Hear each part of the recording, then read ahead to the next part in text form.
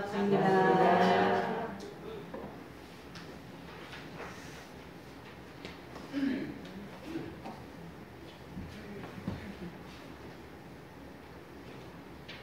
어저께 손님이 왔었어요. 저기 대전에 사는 사람이 해돋이를 본다고 저를 찾아왔어요. 그래서 안내할 겸해서 아침에 해운대에 나가서 해 뜨는 것을 봤거든요. 그랬는데 제 계획대로 이렇게 쭉 돼야 되는데 중간에 손님이 하고 나가는 바람에 제가 출석부를 못하고 그러니까 종사님 말씀대로 미리서 준비를 했더라면 가는 길이 편안한데 준비를 안 하고 그냥 하다 보면은 서두를 수밖에 없어요. 우리 사람은 영과 육으로 이루어져 있습니다. 맞죠? 근데 육신은 우리 눈에 보여요. 그런데 영은 우리 눈에 보이지 않습니다. 그래서 보이는 것을 유다 그러고 보이지 않으면 무다 그래요. 안 보이니까. 근데 안 보이면은 알 수가 없지요. 그래서 안 보이는 것을 놓고 크다 작다 할 수가 있습니까 없습니까? 안 보이니까 크다 작다 못하지요. 그러면 더럽다 깨끗하다는 할 수 있어요 없어요? 없어요. 그리고 늘어났다 줄었다 할 수는 있어요 없어요? 없어요. 진짜로? 그거를 좀 유식하게 하면 이래요. 더럽고 깨끗함이 없다 하는 것은 불구부정이라 그러고 또 증감이 없다 그러는 것은 더함도 덜함도 없다 그러는 것은 부정불감이라고 어디에 있어요? 불구부정 부정불감이 반야심경이에요. 그래요. 근데 반야심경에서 불구부정 부정불감 하는 것은 어디에 있냐 그러면 공이라고 말이죠. 안 보인다. 무자리를 이야기하는 겁니다. 아시겠죠? 근데 보이는 세계는 그러면 어쩌냐 그러면 보이는 세계는 늘 그대로 있는 것이 하나도 없고 다 변한다 이런 겁니다. 그래서 변하는 것이 어떻게 변하냐 그러면 우주는 성주계공으로 변한다 그래요. 성은 이렇게 이루어지고 머물러 있다가 무너지고 없어진다 그 말이거든요. 그러니까는 오랜 역사를 두고 보면은 산도 무너지고 그리고 또 바다가 이렇게 솟아난대요. 화산이 폭발한데 그럼 생겨나죠. 그래서 생겨났다가 있어졌다가 나중에 없어지고 이렇게 해서 성주계공으로 변한다 그래요. 그리고 요새 날씨 보면 어쩌지요? 지금은 겨울 들어갔지요. 그럼 겨울 지나가면 봄. 그래서 춘, 하, 추, 동 이렇게 변해요. 또 생로병사로 변한다 그러지요.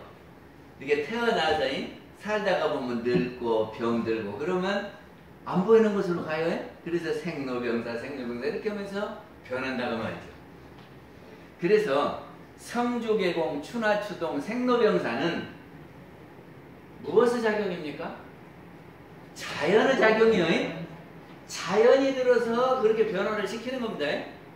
그러면 자연의 변화 말고 또 변화시키는 것이 무엇이 있겠습니까? 무엇이 들어서 변화를 시키죠?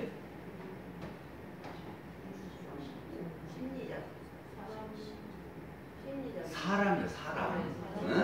하나는 자연이 들어서 변화를 시키고 그리고 하나는 인공이라고 그러잖아요. 사람이 들어서 변화를 시킨다 그런 말입니다. 그러면 사람이 어떻게 변화를 시키냐 그러면 인과에 의해서 변화를 시키는 겁니다. 인과가 뭐냐면 원인 행위를 하면 그 원인 행위를 한 것에 따라서 결과가 변화가 돼요. 그래서 범죄를 지은 사람도 인과관계가 성립하냐 그러거든. 그래서 이런 원인을 했기 때문에 이렇게 된 거다 하는 것이 증명이 돼야 범인이 돼요. 저기가 요렇게 돌아가면은 아이스크림집이 있어요. 근데 가보니까 무인 판매점이더라고. 지키는 사람이 없어요. 그래서 몰래 이렇게 하나 가지고 오면 됩니까? 안 됩니까? 안 돼요. 몰래 만약에 가져오면은 그것이 아무렇지도 않은 게 아니고 저 사람이 가져갔다 하는 것이 다 원인 행위가 돼서 나중에 그것에 대한 책임을 묻게 돼요. 그렇죠? 그러니까는 훔치는 것은 원인 행위고 나중에 그것이 다 CCTV에 찍혀. 그래가지고 누가 가져갔다 해서 나중에 찾아오면 그것이 결과요. 이게 원인과 결과가 이렇게 있는 거단 말이죠. 그러니까 원인 행위를 어떻게 하는 거냐? 그럼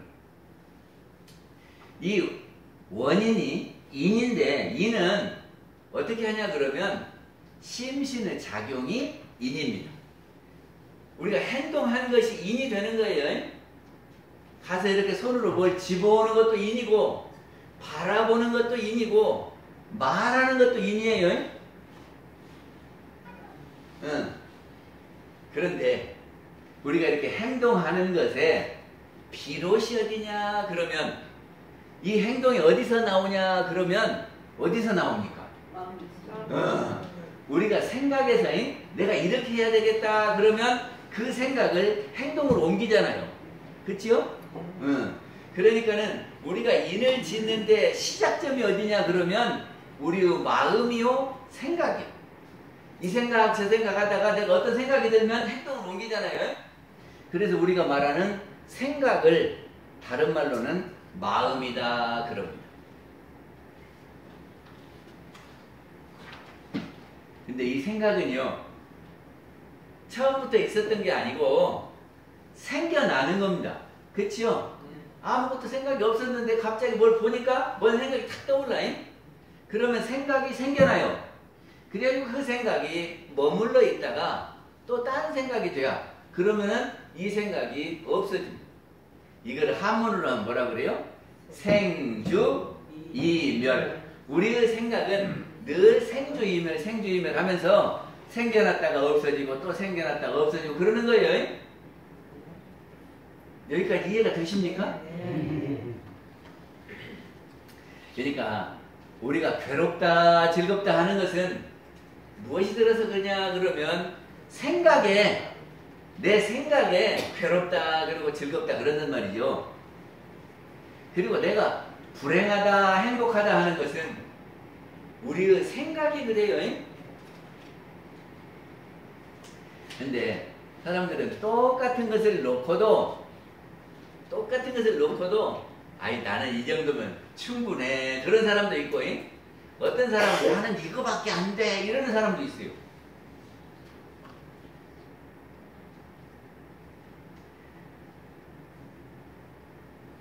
또 어떤 사람은 죽게 되잖아요. 그럼 막 죽는다고 그냥 죽겠다고 그러는데 어떤 사람은 내가 내 생으로 이사 가는 거예요. 그리고 내가 가서 세번 받아갖고 잘 살란 게 잘 있어 하고 이렇게 손 빠이빠이 하고 가는 사람도 있단 말이죠. 똑같이 죽을 환경에 대해서도 어떤 사람은 막 괴로워갖고 안 죽으려고 그러는 사람도 있고 갈 때에 편안하게 나 잘 갔다 올게 이렇게 손 흔들면서 가는 사람도 있단 말이지. 그것이 다 생각에서 나오는 겁니다. 근데요 그럼 이 생각은 이 마음은 어디서 나오냐 하는 겁니다. 근데 이 마음을 연구한 것이 심리요 심리. 그래서 서양에서는 심리학 그러거든요. 근데 서양에서는 한 200여 년밖에 안 돼요. 그 심리학 연구한 것이. 근데 우리 동양은 아주 옛날부터 심리학을 했습니다.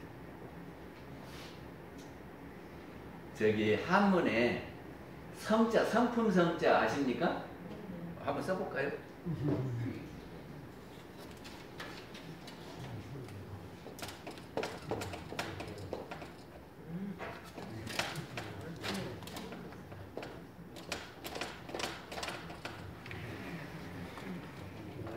성품 성자가 이렇게 생겼어요. 근데 이거는 마음심 심방변하기도 하고 이거는 이 마음심자하고 똑같은 자예요. 그리고 이건 날생자거든. 그러니까 마음이 생겨난다 이런 말이에요. 성품 성자는. 그러니까는 우리는 이미 마음 말고 마음이 어디서 생겨났느냐 하는 것을 성품이라고 했다 그 말이죠. 그러니까 우리가 훨씬 빨리 했어요. 그럼 이 성품 이야기를 언제 했냐 그러면 아주 옛날에 했단 말이죠. 그래서 이 성품과 마음 이거를 놓고 이치는 성품에서 나오고 이 심에 기가 있다. 그래서 심성이기 그리고 율곡과 퇴계가 이기 일원론 이기 이원론 하면서 논쟁을 벌이거든요. 그러니까는 이미 우리는 조선시대에 이거를 깊이 있게 다 했는데 서양 사람들은 지금도 이 성품을 잘 설명을 못해요. 그래서 우리의 생각이 어디서 나왔냐 그러면 성품에서 나왔다 그런 말입니다. 그리고 그 성품은 다른 말로 하면 우리의 영이다 그런 말이에요. 이게 우리의 영에서 이게 성품인데 여기에서 마음이 만들어져요. 그러니까 우리가 잘 때는 아무 생각도 없지요. 아무 생각도 없었는데 이게 영이 가만히 있었는데 거기에서 눈을 떠가지고 뭘 보니까 생각이 이렇게 일어나잖아요. 그것을 대종사님께서는 뭐라고 했냐 그러면 우리의 성품을 심지다 그랬어요. 그것이 심지가 마음 바탕이다 그런 말입니다. 마음 바탕. 마음 바탕이 마음이 처음 나왔던 본바탕 여기가 성품이고 심지예요. 근데 이 심지에는 이 생각 저 생각이 없었는데 경계를 따라서 생각이 일어나더라 이렇게 말씀을 해 주시는 거거든요. 그럼 경계가 뭐라 그랬죠? 경계는 외경과 내경이 있다 그랬어요. 그러니까는 우리 눈으로 보여지는 것을 색경, 소리로 들리는 것을 성경, 코로 냄새 맡아지는 것을 향경, 입으로 맛봐지는 것을 미경, 우리 몸으로 손으로 이렇게 만져보면은 촉감이 있죠. 그래서 촉경, 우리 마음으로 느끼는 것을 의경이라, 법경이라 그래요. 그래서 우리 한문으로 하면 안, 이, 비, 설, 신, 의 이거를 육근 그러고 색, 성, 향, 미, 촉, 법 이것을 육경 6가지 경계다 그럽니다.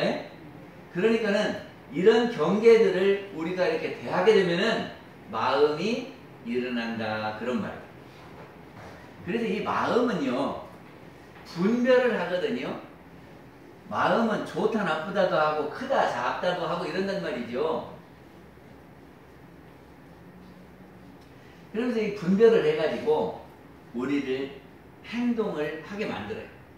그러면 그 행동한 것이 인이 되는 거고 인이 이렇게 쌓이면 업이 돼요. 그래서 그 업에 따라서 우리는 사람들이 다 상황이 달라진다. 그거를 업보차별경에서는 이렇게 말한단 말이죠.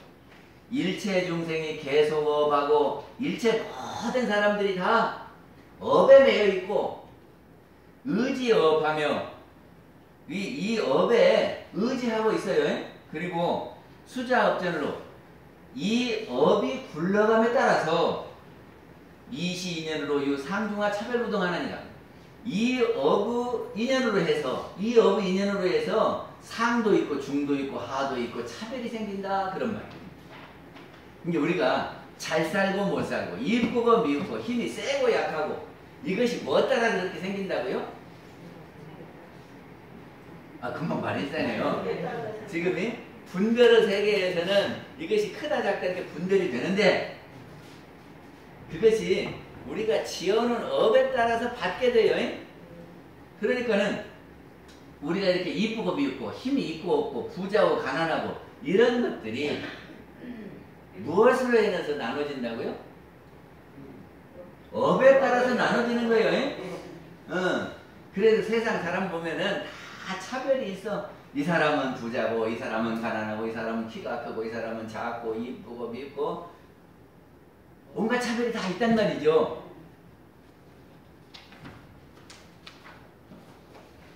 근데 거기에서 이기는 것을 강이라 하고 지는 것을 약이라 그래요. 이게 강과 약이 있다 그런 말이에요. 그러면 부자가 강입니까? 가난한 사람이 강입니까? 공부를 잘한 사람이 강입니까? 공부를 못하는 사람이 강입니까? 사용자가 강입니까? 노동자가 강입니까?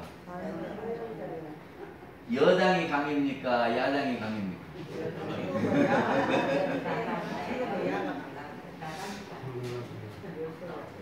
이 세상은 다 강약으로 이루어졌어요. 왜냐하면은 우리 보이는 세계에서는 다 상대가 지어지거든요. 상대가 지면 비교가 되고 우연히 가려진단 말이죠. 그래서 강약이 다 있는 거예요.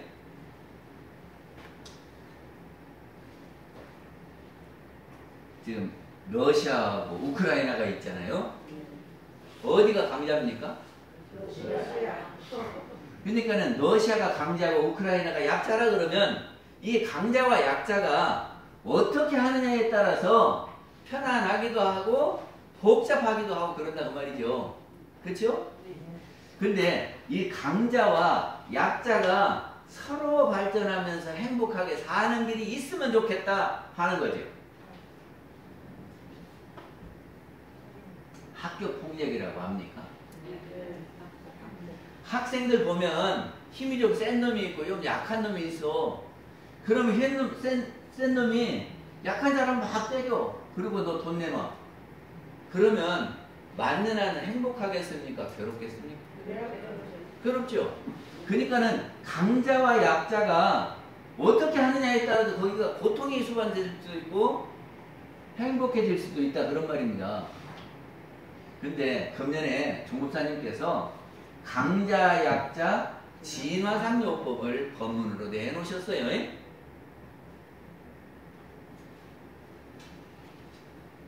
요새 저기 보면은 정권은 국민의힘이 잡았죠. 이 대통령이 국민의힘이요. 그러니까 행정부는 여당이 강자요. 그치요? 근데 입법부는 국회의원들은 300명 정원에 169명이 민주당이라네요. 그 반절이 넘잖아요. 그치요? 그러니까는 다수당이 강자요. 그러니까 정부에서 하는 안을 국회에서 비토를 한단 말이에요. 안 된다고 이렇게 하면은 강대 강이 이렇게 대립을 하게 되죠. 그러면 의사결정이 아무것도 안 되는 거예요. 그래갖고 예산도 처리를 못하고 그냥 그 법정 시한을 지나가지고 연말에서 됐잖아요.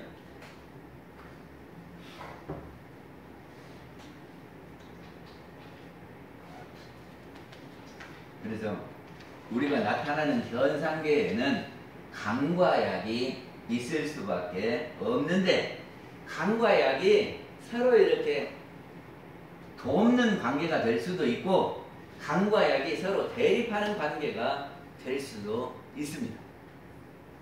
그래서 돕는 관계를 친함이 있다 친이라고 그러고 대립하는 관계를 불친이다 이렇게 하는 겁니다. 근데 우리가 행복하려면 어떻게 해야 되냐 그러면 강자가 약자를 억압하면 행복하겠습니까? 안 하겠습니까? 옛날에는요 왕이 전권을 가지고 있으니까 강자 아닙니까? 그러니까 왕 마음대로 다 하는 거예요. 그러면 왕은 행복할 것 같지요? 안 그래요? 아, 지 맘대로 다 하는데? 근데 제가 중국 가서 보니까 중국에는요 이 단장이 높아요. 그리고 이 마당에다가 벽돌을 싹 깔았는데 이 깊이가 엄청 깊으대요. 벽돌 깊이가. 그래서 마당에다 왜 벽돌을 이렇게 깊이 깔았다냐 그러니까 혹시 담장 밑으로 이렇게 구멍을 뚫고 들어가고 왕을 죽이려는지 모른다고. 그래가지고 여기 이렇게 마당에다 두껍게 깔았대요. 못 파게. 이해가 돼요? 그리고 왕도 보면은 언제 독약 타가지고 나를 죽일란가 모른다 그래요. 그래가지고 음식 할 때마다 이렇게 다 검사해보고 보고, 에? 그리고 자객이 언제 들어와서 죽일는지 몰라요. 그러니까 왕도 이렇게 사람들을 억누르고 못살게 하면 그 사람들이 다 원한을 품고 왕을 죽이려고 한단 말이죠. 그러면 왕도 괴롭고 당하는 사람도 괴롭고 그러겠죠. 대답을 잘 안 하시네. 근데 만약에 강자가 베풀어주면 어쩌겠습니까? 베풀어주면.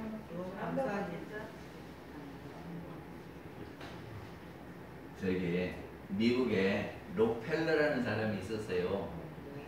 근데 그 사람이 석유 사업에 뛰어들었어요. 그래갖고 33살에 백만장자가 됐다네요. 그리고 43세에는 미국의 제일 부자가 됐대요. 그리고 53세에는 세계의 제일 부자가 됐다네, 록펠러가. 근데 석유 사업을 하면서 돈 벌 때예요. 다른 사람은 그렇게 하면 저 사람 돈을 어떻게 해갖고 내가 다 걷어들일까 이 생각을 하는 거예요. 그러니까는 다른 사람이 석유 사업하면 그 사람을 못하게 하고 어떻게든지 그 사람 끝까지 내가 다 차지를 하면서 돈을 벌었어요. 그게 미국 최고의 부자가 됐거든요. 그러니까는 저기 잡은 적은 사람 거를 다 자기가 이렇게 다 걷어들였으니까 뺏기는 사람은 어쩌겠습니까? 속상하겠지요. 속상하겠지요. 그러니까 록펠러를 바라볼 때 아이고 감사합니다 그러겠어요. 이렇게 째려보면서 저 새끼 때문에 내가 못 산다 그러겠어요. 어쩌겠어요? 그러니까 록펠러를 대하는 사람들의 인상이 편안한 사람이 하나도 없었대요. 그랬는데 그 록펠러가 55세가 되는데 불치병에 걸렸어. 그래갖고 병원에 가서 진찰을 해보니까 너 한 6개월 후에 죽겠다 그러네. 그러니까는 이제까지는 돈만 알고 어떻게든지 돈 벌어서 최고 부자가 되겠다고 그 생각만 하고 이렇게 살았어요. 그러면서 앞도기도 안 벌었고 돈 하면서 살았단 말이죠. 그랬는데 이제 돈 벌어갖고 세계 최대의 부자가 됐는데 너 6개월 있다 죽는다 그러니까 어쩌겠어요? 어쩌겠습니까? 기가 막힐 일이지. 그러니까 이제 돈도 의미가 하나도 없어졌어요. 곧 죽는데 돈이 뭐합니까? 의미가 없어졌어. 그래가지고 할 일도 없고 뻥하고 이렇게 있는 거예요. 그러면서 죽을 날만 꼽아보고 있어요. 6개월 후에 죽는다 했으니까 이제 내가 하루 지나가고 이틀 지나가고 이렇게 하고 있단 말이지. 그래도 아프니까 병원을 갔어요. 근데 최고 부자니까 이렇게 그 비서도 있어요. 비서도 있어요. 그래서 이제 비서를 데리고 병원으로 갔어요. 그래서 그렇게 휠체어에 앉아서 이렇게 보니까 원무과에서 막 싸우더라네요. 싸워. 근데 왜 싸우냐 하고 이렇게 보니까 병원비 때문에 싸워. 딸이 어머니를 입원을 시켰는데 딸이 충분하지 못하니까 병원비를 못 냈어. 그러니까 우리 원무과에서 뭐라고 하냐면 우리 병원이 무슨 자선기관이냐고 우리도 의사 월급도 줘야 되고 병원 운영도 해야 되니까 돈 없는 사람 받을 수 없다. 데려가거라 이랬단 말이죠. 근데 딸의 입장에서는 어머니를 병원에 모셔가지고 그래도 치료를 해야지. 설령 치료를 못한다 하더라도 돌아가시 전까지 병원에서 모시다가 치료하면서 보내야 되는데 데려가라 그런단 말이죠. 그럼 어쩌겠어요? 기가 막힐 일 아니에요. 그러면 집에 가갖고 치료도 못 해보고 돌아가시는 모습 지켜만 보고 있으란 말이죠. 그러니까는 막 부탁을 하면서 아이고 우리 어머니 지금 집에 가면은 우리가 어떻게 할 수가 없으니까 제발 좀 내가 어떻게라도 돈 마련해 올 테니까 좀 병원에 계시게 입원 좀 시켜달라고 그러는데도 안 된다고 그래. 그 광경을 록펠러가 보는 겁니다. 그래서 비서시켜서 병원비가 얼마나 되냐 물어보니까 예? 몇백만 원이요. 근데 록펠러 세계 최대의 부자에게 몇백만 원은 돈도 아니야, 돈도 아니야. 근데 그거 가지고 그냥 눈물을 흘리면서 사정을 하고 그러는데 원문과에서는 냉정하게 안 된다고 그러는 말이죠. 그러니까 가만히 시켜서 야, 가서 돈 내줘라. 이제까지 번 돈 곧 죽을 텐데 뭐 쓸 데도 없잖아요. 그러니까는 돈 내주라 그랬어. 그러니까 조금 있다가 원문과에서 누군가가 병원비를 치렀다 그러니까 그 딸이 얼마나 좋아하는지 그래갖고 아이고 감사합니다, 아이고 감사합니다. 그리고 얼굴 환해진단 말이죠.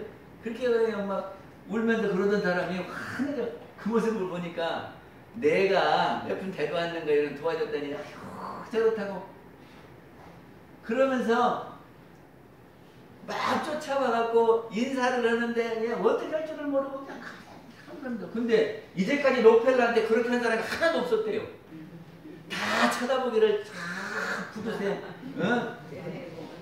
수전노 막 돈 다 걷어간다고 뭐 이렇게 하면서 그냥 찡거리고 그냥 막 싸우고 욕하고 그런 사람만 있었는데 그 병원비 좀 내줬더니 그냥 고맙다고 그냥 어쩔 줄을 모르고 그냥 그렇게 한단 말이지. 그때 록펠러가 회심을 했다네요. 내가 이제까지 삶은 남의 돈을 이렇게 걷어오는 데만 신경을 쓰고 살았는데 내가 몇 푼 안 줬더니 저렇게 좋아진단 말이냐. 그러면서 그때부터 복지재단을 설립을 하고 사람들을 돕기 시작했대요. 그러니까 도움을 받은 사람들이 다 쫓아와서 인사하고 환하게 웃고 아이고 감사하다고 그러는데 그거 보니까는 너무나 기쁘더라네 록펠러가. 그래갖고 엔돌핀이 팍팍 나와. 그래가지고 90 넘어까지 살았대 록펠러가. 6개월 만에 죽을 사람이 90 넘어까지 살아볼 때니까. 그러니까 돈 많은 사람 록펠러는 강자였습니다.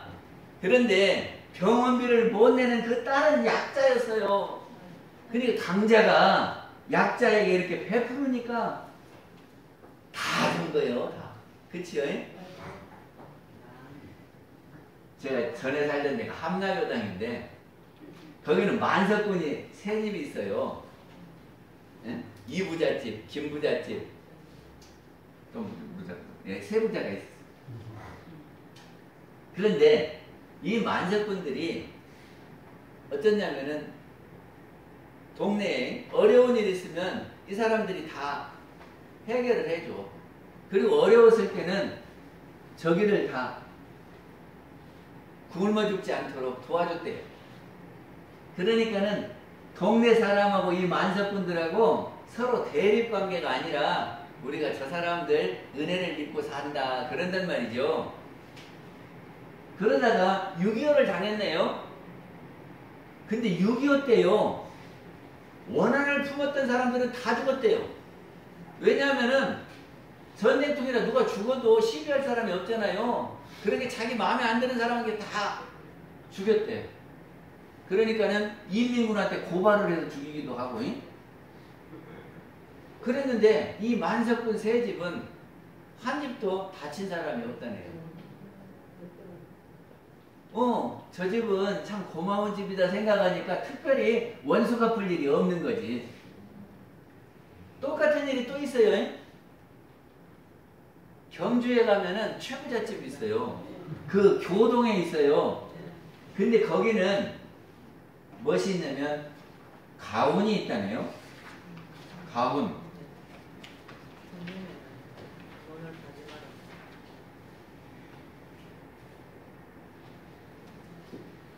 거기 가훈에 어떤 것이 있냐면은 흉년에는 땅을 사지 마라 그랬다네요. 왜냐면 흉년 들면은 가난한 사람들이 먹을 거 없으니까 땅이라도 팔아서 먹고 살자 그러잖아요.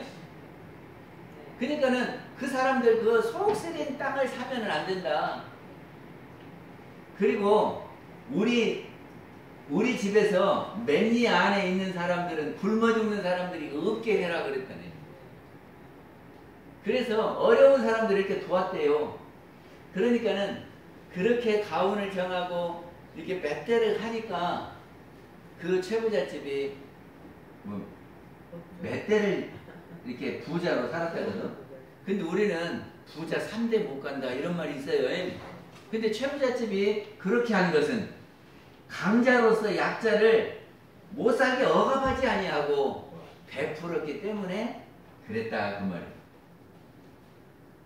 그래서 강자가 약자를 향해서 베푸는 것을 뭐라고 하냐 그러면 자리이타다 그럽니다. 자리는 자기가 이루은 것이 자리예요. 이타는 상대방이 이루은 거예요. 그러니까 나도 이롭고 저 사람도 이롭고 하는 것이 자리이타거든요. 이것이 서로 베푸는 관계예요. 만약에 장사를 하는데 말이죠. 내가 이익을 많이 보면 자리는 되지요. 근데 저 사람은 비싸게 사니까 뭐죠? 이가 안 돼. 그죠? 해타요, 해타. 상대방을 해를 주는 거예요. 그러면 그 관계가 오래 가겠습니까? 안 가겠습니까? 그러니까는 내가 저렴하게 저 사람한테 공급하면 많은 사람들이 나한테 오겠지. 그러면 나도 이롭고 상대방도 이롭고 이것이 자리이타다 그 말이죠. 그러니까는 약자와 강자의 관계가 자리이타의 관계가 되면 우리가 낙원으로 갈 수 있다. 우리의 목적이 뭐지요? 우리는 어떻게든지 이 생에서도 낙원, 내 생에서도 낙원을 가야 돼요. 근데 낙원으로 가는 길이 뭐냐 그러면 강자, 약자가 서로 대립하는 것이 아니라 서로 베푸는 관계, 자리이타가 되면은 우리가 낙원으로 갈 수 있다. 그런 말입니다. 약자는 강자를 대할 때 어떻게 하면 되느냐 그러면 아니 저놈이 이시다니까 괜히 미워. 어? 그래가지고 밉다고 이렇게 눈치하고 그놈한테 그냥 대들고 이렇게 하면 어떻겠어요? 아니 우리 반에 힘센 놈이 있어. 그럼 배기 싫다고 이렇게 눈어보 그냥 뭐 하면 대들고 그러면 어째요? 맞아. 예, 약자가 강자한테 대항하면은 싸우게 되고 약자는 코피 터지게 돼요. 그렇죠? 그런데 약자가 강자를 대접해줘. 아이고, 네가 이렇게 저기를 해서 네가 우리 반에 있으니까 참 좋다. 응? 그리고 그 사람을 칭찬해주고 잘한다 그러면 그 사람도 기분이 좋아가지고 내가 뭐를 도와줄까 이런단 말이죠. 그러니까 약자가 강자를 대접해주면은 관계가 편안해진다 그런 말이죠.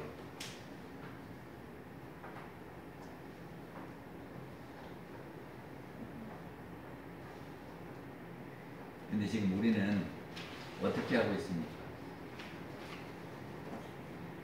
우리 지금 그러니 남자가 강자예요, 여자가 강자예요?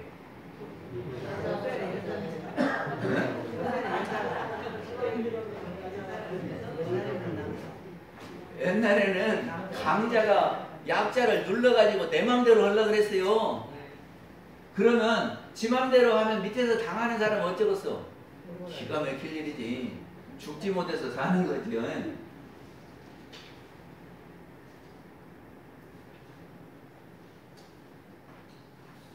노사관계는 사용자가 강자입니까?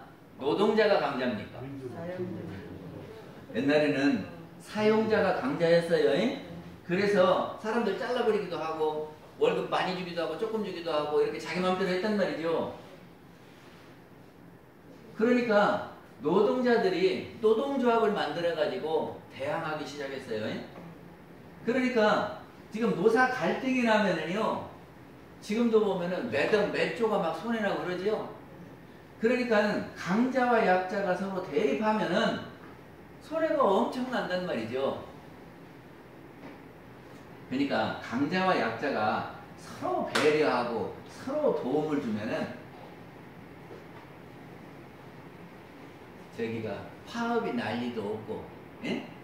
그리고 거기에 들어가는 비용도 적고, 그래서 노동자는 아이고 우리 사장님이 계셔서 우리가 이렇게 밥 벌어 먹고 산다 이렇게 하고 고마워하고, 예? 또 사용자는 저 사람들이 일해주니까 내가 돈을 벌지 하고, 예? 서로 이렇게 저 사람들을 내가 어떻게 위해줄까 하고, 노동자는 사장님을 위해서 한 푼이라도 더 벌 수 있도록 이렇게 하면은 어쩌겠어요?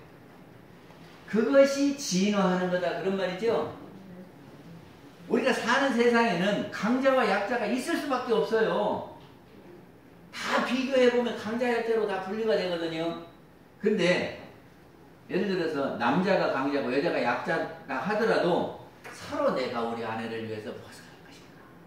저 사람이 나를 만나서 참 편안해야 될 텐데, 응? 다른 사람 만난 것보다 나를 만나서 더 잘해야 될 텐데, 요렇게 하면서 도와주려고 그러고, 아내도 남편을 향해서 저 사람이 나를 선택해 줬으니까 다른 사람 선택한 것보다 나를 선택한 것이 잘했다 이렇게 하도록 내가 무엇을 해줄까, 이러면은 낙원이 된다니까. 그치요? 그런데 결혼해갖고 남편 길들이기 한다고 하고 아내 길들이기 한다고 자기 맘대로 하려고 그러면 편안하겠어요? 안 편안하겠어요?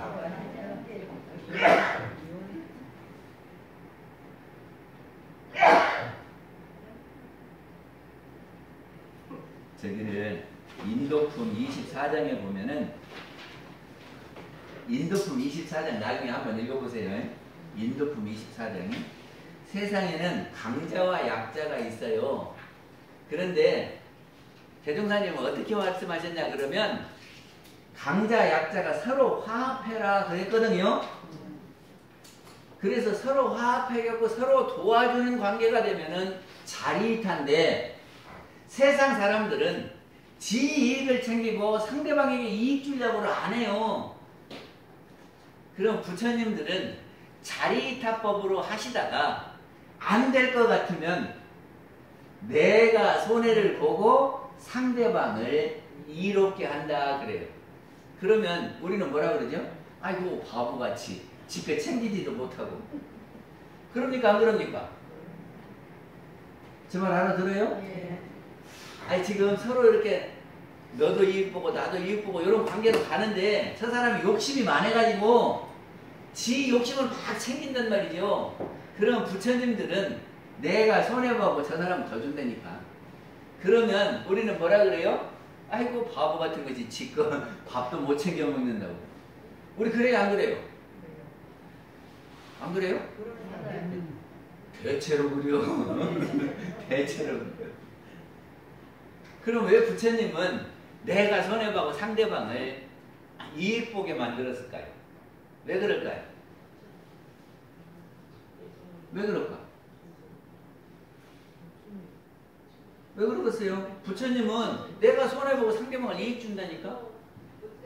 근데 우리 중생들은 죽기 살기 싸워서 내가 이익을 보고 상대방은 손해 보든지 말든지 하여튼 그렇게 만들거든.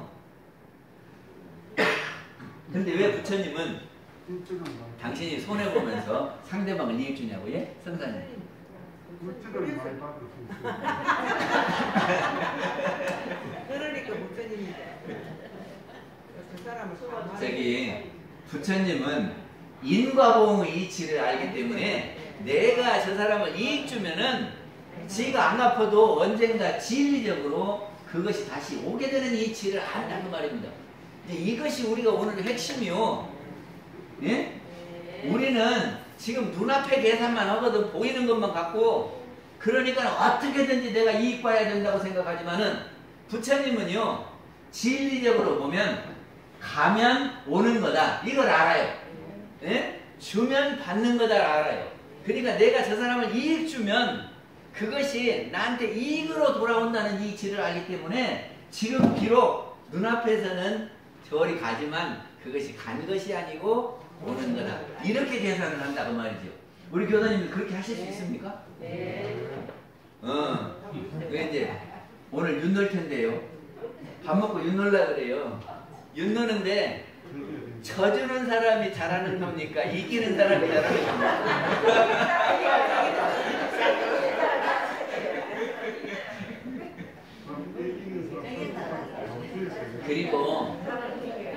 1등한테는 경옥고를 걸었어요. 그런데 그 경옥고가 단원 수대로 딱 맞겠습니까? 다르겠습니까? 다르죠. 그럼 분배를 어떻게 해야 돼요? 내가 많이 가져가 그래야지. 단장님 잘 들어봐. 단장님이 단원들한테 하나씩 더 드릴 거요. 단장이니까 내가 2개 가질 거예요.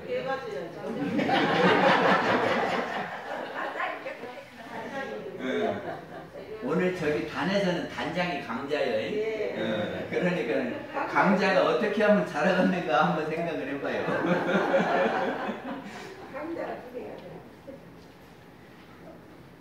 그리고 강자가 약자를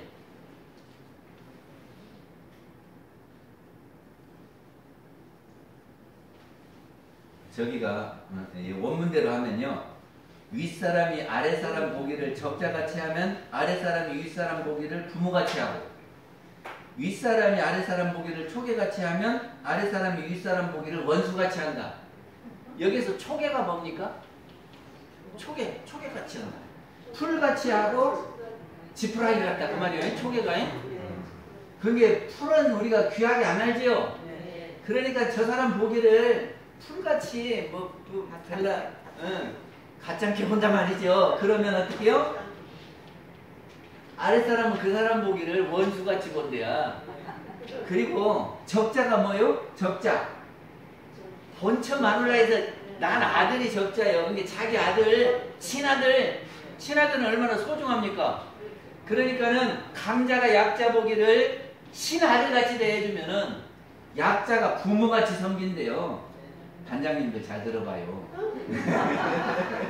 단원들을 적자같이 잘 모시면 부모같이 생각하지만은 단원들 왔냐 안 왔냐도 안 하고 그냥 지푸라기 같이 생각하면 원수같이 한대야. 그래서 우리는 행복해야 돼요. 낙원으로 가야 돼요. 근데 이럴 때는 어쩌겠습니까? 일본이 힘이 있어갖고 우리나라를 막 쳐들어왔어. 그리고 36년 동안 짓밟았지요? 그러면 일본이 강자예요? 그럼 우리는 약자지요? 그래서 여기를 갑동네라고 그러고 여기를 을동네라고 했어. 그러면 이 갑동네와 을동네가 어떻게 해야 되느냐? 그러거든요? 근데 안창호 선생은 독립운동을 하신 분이거든요? 독립운동을 어떻게 했어요? 일본 놈들 물러가라 하고 이렇게 만세운동하고 어떻게 하면 폭탄도 던지고 이렇게 했죠? 그러니까 많은 희생을 가져왔어요. 근데 우리가 일본한테 안 먹히려면 어떻게 해야 됩니까? 우리의 실력을 길러야 돼. 그래서 민족 자본이 없으니까 먹히고, 우리가 평상시 쇄국 정책에 갖고 외국의 신문을 못 받아들여서 그렇고, 왜 우리가 먹혔는지를 알아서 그거를 힘을 기르는 것이 근본적으로 해결하는 길이에요. 그러니까는 내가 약자였을 때 강자를 무조건 대항해서 싸우려고 그러면 두드리 맞으니까 그러지 말고 어떻게 하면은 열심히 배워서 내가 강자가 될 것인가를 생각하는 것이 강자 약자 진화상 요법의 핵심입니다. 그리고 종목사님께서는 강자 약자 진화상 요법하고 사요하고를 붙여서 2가지 법문을 하셨는데 다음에는 사요 말씀을 드릴게요. 오늘은 강자 약자 진화상 말씀드렸습니다. 고맙습니다. 감사합니다. 오늘은 또 다음은